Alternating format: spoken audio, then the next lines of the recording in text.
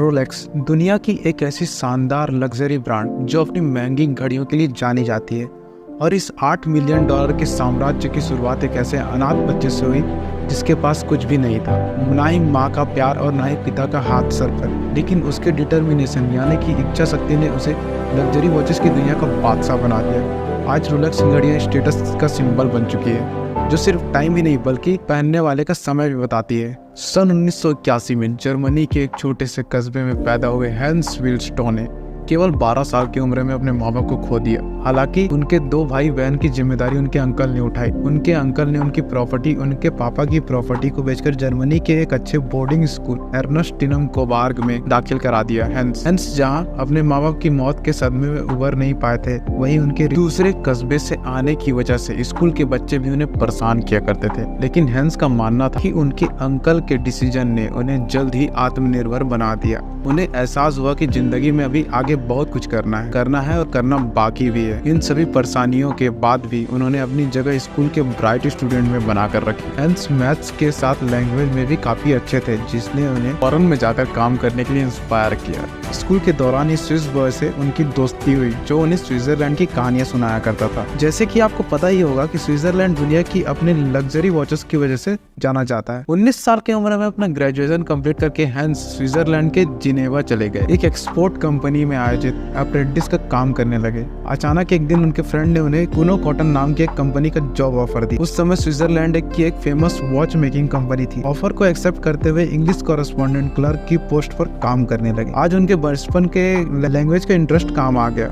साथ ही उनको वॉचेस की एक्यूरेसी चेक करने के लिए पैकिंग की जिम्मेदारी दी गई, जिससे वह हर तरह की वॉच बनाने का हुनर भी सीख गए। नौकरी को अभी 2 ही साल बीते थे कि सेना में अपनी सेवाएं देने के लिए उन्हें जर्मनी वापस बुला लिया गया। हालांकि कुछ दिन आर्मी में बिताने के बाद वह 22 साल की उम्र में फिर एक नई जॉब की तलाश में लंदन चले गए और एक एडवांस वॉच बनाने की कंपनी में उन्हें बड़े पोजीशन पर काम करने का मौका मिला, जहां उन्हें कंपनी की सेल्स बढ़ाने की जिम्मेदारी दी गई। फिर 2 साल में ही उन्हें कंपनी के साथ कई क्लाइंट जोड़े और कंपनी के बिजनेस को अच्छा खासा बढ़ा दिया। नौकरी के साथ ही उनके दिमाग में सिर्फ बिजनेस को भी प्लानिंग चल रही थी। उसके लिए जो कुछ भी जरूरी था वह सीखने को कोशिश कर रहे थे। और उसी दौरान उनकी मुलाकात उनकी फ्यूचर वाइफ फ्लोरेंस फ्रांस में क्रोटी से होती है, जिसके साथ कुछ दिनों में उनकी शादी हो गई। स्विस डोर घड़ी बनाने की बारीकियों को अच्छी तरह से सीख चुके थे, अब बारी थी कुछ बड़ा करने की। तो सन 1905 में उसने अपने जीजा अल्फ्रेड जेम्स डेविड की आर्थिक मदद से विल्सडॉर्फ एंड डेविस लिमिटेड के नाम से एक कंपनी स्टार्ट की। शुरुआत एक Swiss watch company Harman angular के साथ पार्टनरशिप के साथ हुई, जब वॉच के पार्ट स्विट्जरलैंड से इंपोर्ट करके इंग्लैंड में असेंबल किए जाते थे। बिजनेस तेजी से आगे बढ़ाया और जल्द ही मार्केट में उनकी अच्छी पकड़ बन गई। लेकिन एक बात तो वो हमेशा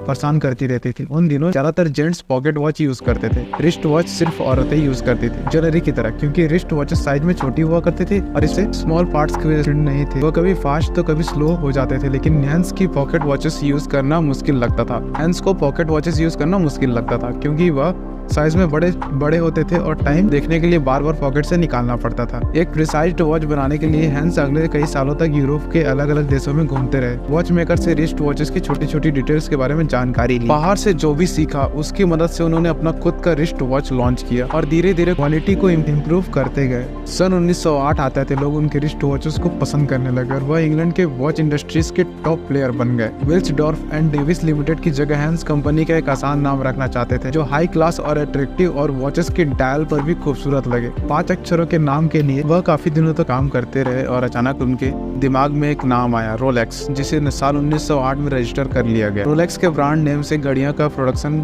चालू किया गया। सब कुछ ठीक चल रहा था, लेकिन उसी दौरान फर्स्ट वर्ल्ड वॉर की शुरुआत होती है। सभी बिजनेस पर बहुत बुरा असर पड़ता है, यहाँ तक कि कुछ वॉच कंपनियां बंद भी हो जाती है, लेकिन रोलेक्स नहीं। यह वह दौर था जिसमें रोलेक्स वॉच और फेमस होने लगे, क्योंकि एक्यूरेट टाइमिंग और सिचुएशन में काम करने की क्वालिटी की वजह से सिपाहियों और अधिकारियों को रोलेक्स वॉच दिया जाने लगा। इसका फायदा यह भी था कि इसे पॉकेट वॉचेस की तरफ बार बार जेब से निकालना नहीं पड़ता था। कंपनी इतनी तेजी से आगे बढ़ी, सन 1914 में लंदन का बड़ा ऑफिस खोलकर 60 लोगों को अपॉइंट किया गया। रोलेक्स को स्विट्जरलैंड स्विट्जरलैंड से भी first wrist watch chronometer reading के और लंदन स्क्यू ऑब्जर्वेटरी से class A certification of decision ने इसकी विश्वसनीयता को और बढ़ा दिया। लेकिन सब कुछ रोलेक्स के फेवर में नहीं हुआ। साल 1914 में ब्रिटिश गवर्नमेंट ने इन सभी आइटम्स पर 33% एक्सपोर्ट ड्यूटी लगा दी जो दूसरे देशों को बेचे जा रहे थे। हैंस के लिए चिंता की बात थी क्योंकि उनका पूरा बिजनेस एक्सपोर्ट पर ही निर्भर करता था। और दूसरी प्रॉब्लम यह भी थी कि वर्ल्ड वॉर की वजह से ब्रिटिश लोग जर्मन को पसंद नहीं कर रहे थे। इस वजह से हैंस को अपना हेडक्वार्टर लंदन से हटाकर स्विट्जरलैंड में शिफ्ट करना पड़ा।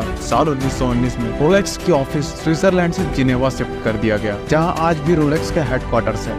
सन 1924 में रोलेक्स ने अपने 5 स्टार लोगों को ट्रेडमार्क किया जो उनके घड़ियों को और भी लग्जरी लुक देते थे। साल 1926 में जब रोलेक्स ओस्टर के लॉन्च के बाद वॉच इंडस्ट्री को बदल कर रख दिया। ओस्टर के लॉन्च ने वॉच इंडस्ट्री को बदल कर रख दिया। असल में यह इतिहास की पहली वाटरप्रूफ रिस्ट वॉच थी। प्लेयर्स को पता था कि यह एक रिवॉल्यूशन लाने वाला है जिसे लोग हाथों हाथ लेंगे, लेकिन उन्होंने इसे दुनिया के सामने रखने के लिए सही टाइम का वेट किया था। 1947 में हैंस को एक इंग्लिश महिला फ्लाइट के बारे में पता चला कि वह 20.5 मिलकर इंग्लिश चैनल को तैर कर पार करने का दावा करती है। लोगों को विश्वास नहीं हुआ तो हजारों लोगों के सामने उस लेडी को यह करतब दिखाने का मौका दिया गया। हैंस को एक अपॉर्चुनिटी दिखी और उस लेडी के गले में उन्होंने रोलेक्स रिस्ट वॉच को पहना दिया। असल में जब घंटों तक लगातार बहुत ठंडे पानी में तैरने से उस लेडी का शरीर फ्रीज हो गया और लगभग 80% चैनल को पार करने के बाद ही उसे पानी से बाहर निकाल दिया गया। उस महिला का दावा तो पूरा नहीं हो सका, लेकिन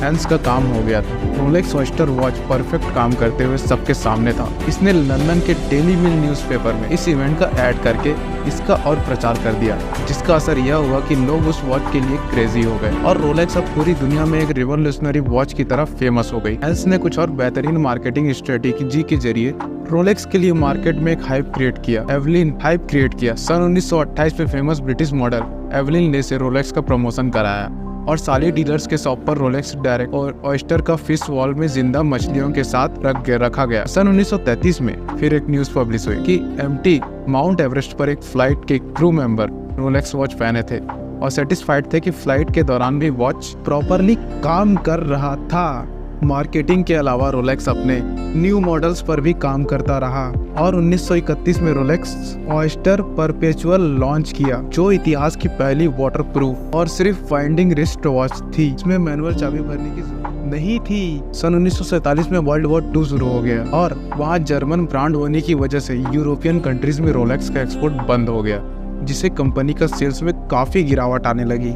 दुर्भाग्यवश 1944 में उनकी वाइफ की भी डेथ हो गई, जिससे हैंस बहुत ज्यादा फ्रस्ट्रेट हो गए और अपनी वाइफ की याद में उन्होंने हैंस विल्सडॉर्फ फाउंडेशन की स्थापना की, जो एक प्राइवेट चैरिटी ट्रस्ट थी। अपनी मौत से पहले ही हैंस ने रोलेक्स की 100% ओनरशिप फाउंडेशन को ट्रांसफर कर दिया था, जो अभी भी रोलेक्स को कंट्रोल करती है। इसलिए रोलेक्स कभी भी पब्लिक प्रॉपर्टी नहीं बनेगी और चैरिटी की वजह से इसे कोई टैक्स भी नहीं देना पड़ेगा। वर्ल्ड वॉर 2 के खत्म होने के बाद रोलेक्स की बिक्री में तेजी से इजाफा हुआ। सन 1945 में रोलेक्स डेट जस्ट लॉन्च किया गया, जिसमें वॉच की डायल पर तारीख ही दिखाती थी और 10 साल बाद एक और revolutionary model true which death की लॉन्च किया गया, जिसमें डायल पर तारीख और दिन दोनों डिस्प्ले हुआ करते थे, जो आजकल आप जनरली सभी वॉचेस में देख सकते हैं। रोलेक्स आगे भी नए मॉडल्स बनाता रहा। सन 1953 में सबसे लेजेंडरी वॉच रोलेक्स सबमरीन आने के नाम से सामने आया, जो एक डीप डाइवर्स वाटरप्रूफ और सॉफ्ट और जो मीटर पानी के भीतर भी परफेक्ट काम